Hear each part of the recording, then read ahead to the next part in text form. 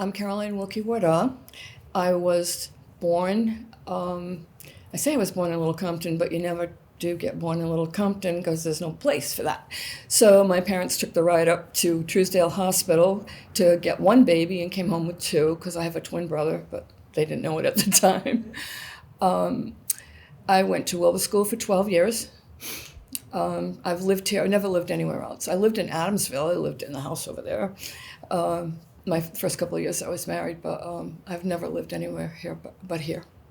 My family's, the Wilkie family has been here for generations. My mother was a Cornell, so I have more ties in Westport from her. But I'm a big champion of Little Compton. Well, I have wonderful memories of Wilbur School, and anybody that went there at the time, I think, corroborate that. I have a friend in a nursing home right now who really can't respond to anything except a song I sing her that she taught me for one of the class reunions because she was a lot older than I, and that's the only thing she responds to because Wilbur School was the greatest thing in her life that she remembered. We are the Wilbur girls, we wear our hair in curls, we wear our dungarees rolled up above our knees. We wear our father's shirts, we wear our brother's ties, and when we take the boys, we take 'em by surprise. That's fantastic. I love it. I love it. She was quite a bit older than I, but when we had a school reunion one time, I can't remember which one. She was on the committee and she told me about this song, so I said, well, teach it to me. And then there were about 10 of us. We dressed in dungarees rolled up and white shirts, and we ran through the halls singing that song a couple of times. But it was amazing because I was trying to get her attention by talking about so many things I knew she loved, and she doesn't even remember she has children. But she started singing it when I was singing it. She started singing it back to me. Everything that we did in those days for entertainment and activities was geared through the church or the school. There were a lot of things going on in the Grange as well. My parents were involved there. My father was quite the entrepreneur in town, so he had a construction company. He was an auctioneer. And I became involved in that, and I still have this lifelong love of antiques because of him. So I worked auctions when I was really young. I think the first auction I worked was the Dr. Lloyd auction at Secundit Point, which went for 3 days. That was a really big thing. I still have the poster for that. We had monthly dances at school when I was in high school. We were just involved in the community. The school was the community. I can remember going to Oddfellows for Christmas parties every year, and it was a really big deal. And I can remember coming home with a little box of candy, with hard candy with a little string on it to hold it up. Like I said, one was 11 years older than I, and the other one was 9 years older. So they were just very protective.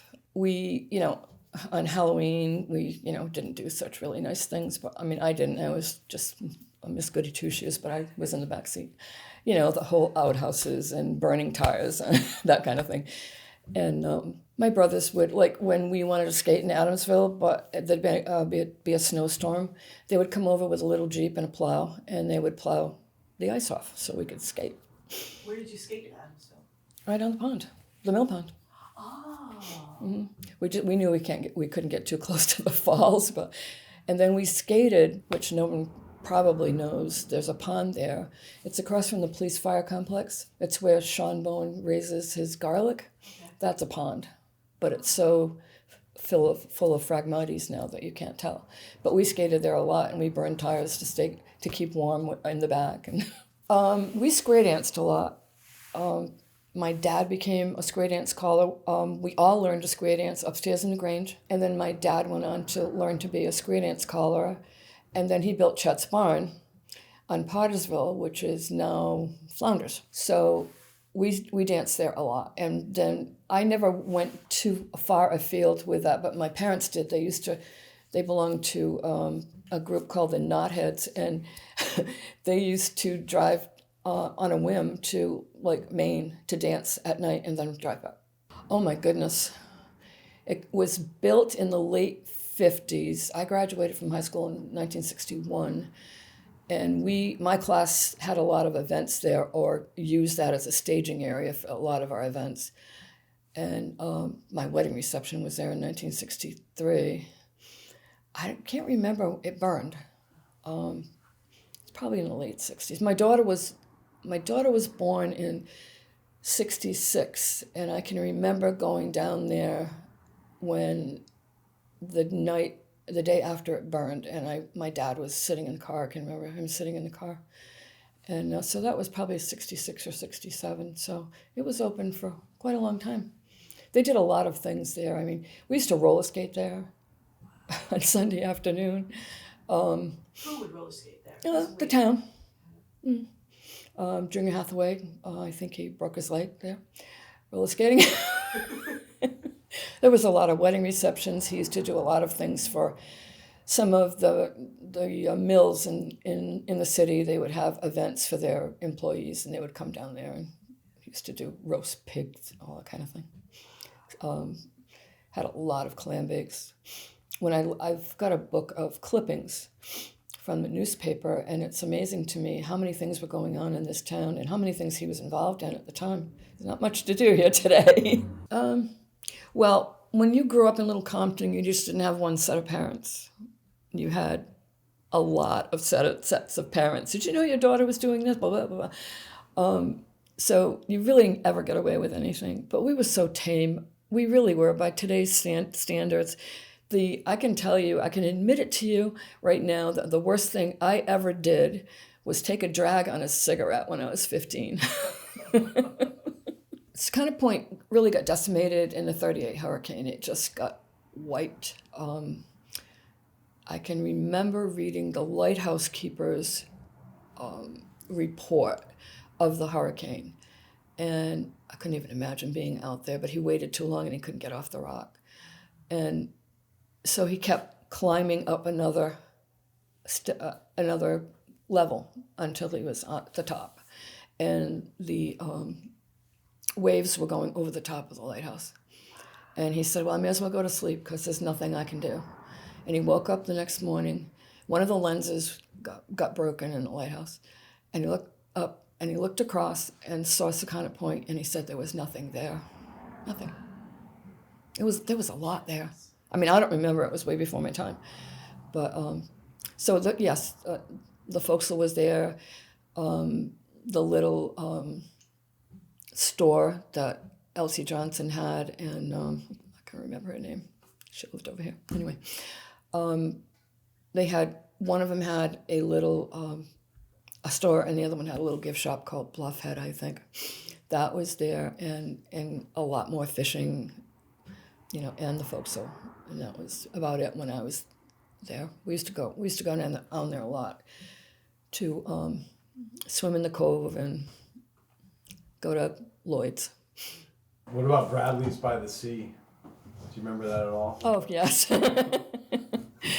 That was when the ship container broke open and everything came rushing to shore.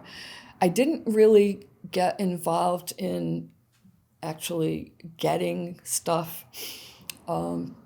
because when I found out about it, I was at Lloyd's, and I was just, I didn't go onto the beach. I was just watching what was going on.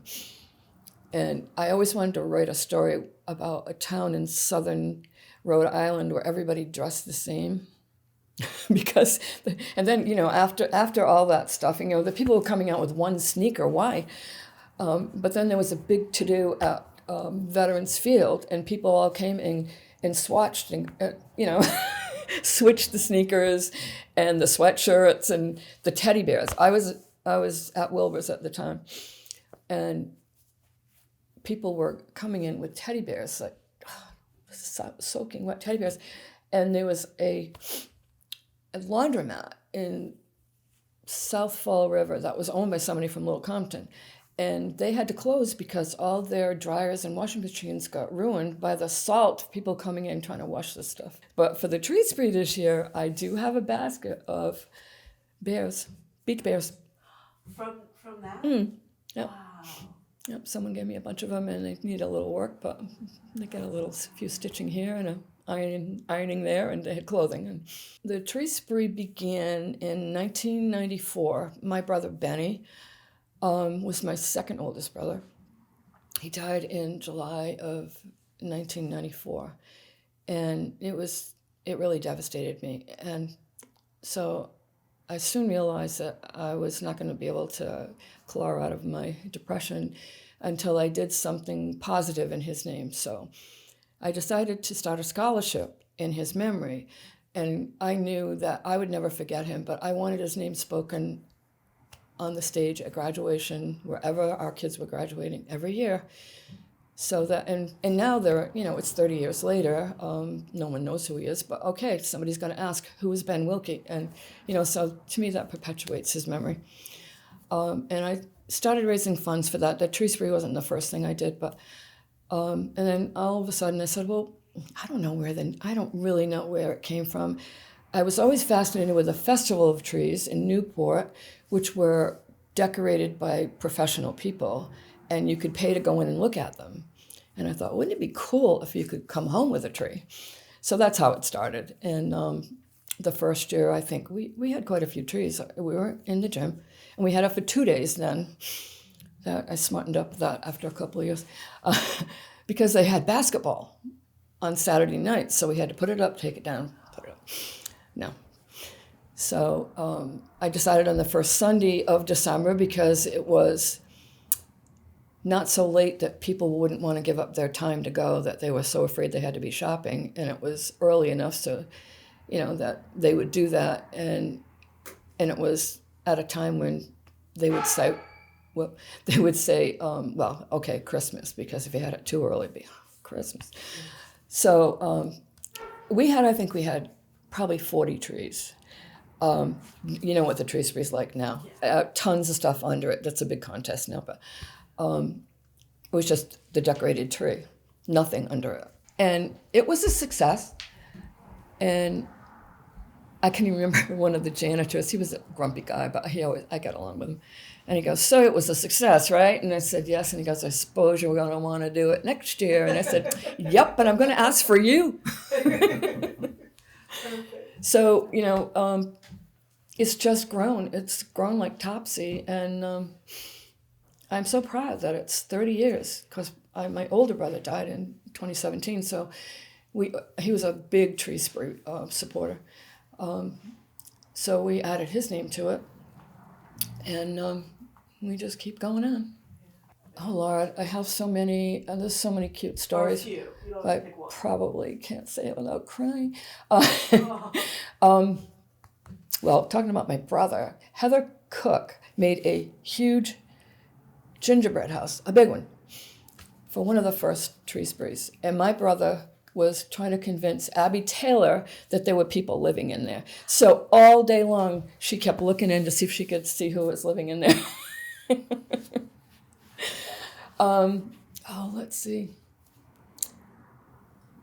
What was the one that was going to make you cry? What was that one? Oh, they all make me cry. Yours makes me cry. What's that? Which one? The golden nails. The golden nails? Yeah. And I think it was Lynn Borges who made a tree with a wooden, George had made a rocking horse, and that was the tree stand. And they had spray painted nails from a nail gun, so they were like a garland. And they had a new baby, and he wanted that so bad. And I said, oh, do you want it for your new baby? And he goes, no, I want it for my dad. He's such a good carpenter. He deserves golden nails. Isn't that the sweetest thing? That's fantastic. And then one time I did a Barbie tree, and Rachel, there were two Rachels, and they were worshiping at the foot of the Barbie tree, the whole tree spree. Well, one of them won it. And the first thing that she did was go get the other Rachel to pick out what she wanted. I thought that was the true spirit of Christmas. So my dad knew your brothers. He would tell me about their sense of humors. Oh, yeah. So tell me a little bit about that. Because I'm too young to have heard their jokes. Well, he was a joker. He really was. When I was a kid, he would have, he was a big candy aficionado. He ate a lot of candy. And which brother are you talking about? Chet. And he would eat a candy bar, a Hershey bar, and then he would carefully put it back together, put the label over the top, and then leave it on the coffee table. And my twin brother, I, oh, good, Hershey bar, nothing in it. He did that up until almost the day he died. He was always doing silly things like that. My other brother, Benny, he was really they were both into cars. They both bought 56 Chevys, brand new. One was a convertible, one was not. And I was in high school then, so that was a really big deal for me. They let me drive them too. But Benny had Hollywood mufflers on his and everything. And once in a while I'd miss the bus and I'd ask him to take me to school. And I would say, please don't rev it up and take a lot of noise. Steve Cook always said to me, what was wrong with you? Why didn't you ask? He knew he was going to do it, and he did. He always did it. But Junior was a really big jokester and loved kids. He used to quack like a duck for all these little kids, so they called him Ducky. And even in the Commons lunch, he would just hone in on all the kids. And when I was older, not so long ago, I still do it, but if there's a need that I know of in the community, like kids aren't getting any presents for Christmas or, family in need of food or whatever, there were 4 people I could go to, and he was one of them. And it got to the point where I would say, and he goes, I know, what do you need? When do you need it? How much do you want? and the others would always respond like that. So if it had anything to do with kids, he was a big softie. Except he wouldn't ever play Santa Claus for me. How many students do you think the Little Compton Scholarship has helped? Oh my Lord, I don't know that, because we give scholarships for all 4 years of college. Most places that give scholarships only give them for 1 year. So we have a lot of repetitive names.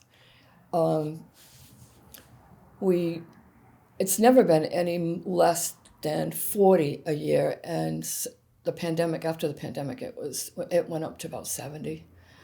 And we always try to give something. So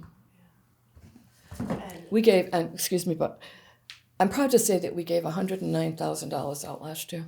Wow, that's fantastic. It's a lot of money for this little town. I love its sense of community, sense of family. As I said before, my dad and my mom were very, very active in the community. So I just kind of got that from them, and to give back to people, because that's what they did. They looked out for people. And it's a little different now, but then you knew everybody. If you went to the school, you knew everybody. Everybody knew you. Everybody took care of everyone. And it was a real sense of belonging. Right now I look back and it's a long look, believe me. And I just love the history of it. That's why I'm interested in being on Little Compton 350, which I never thought I would live long enough to do when I was on the Little Compton 300. But anyway, here I am.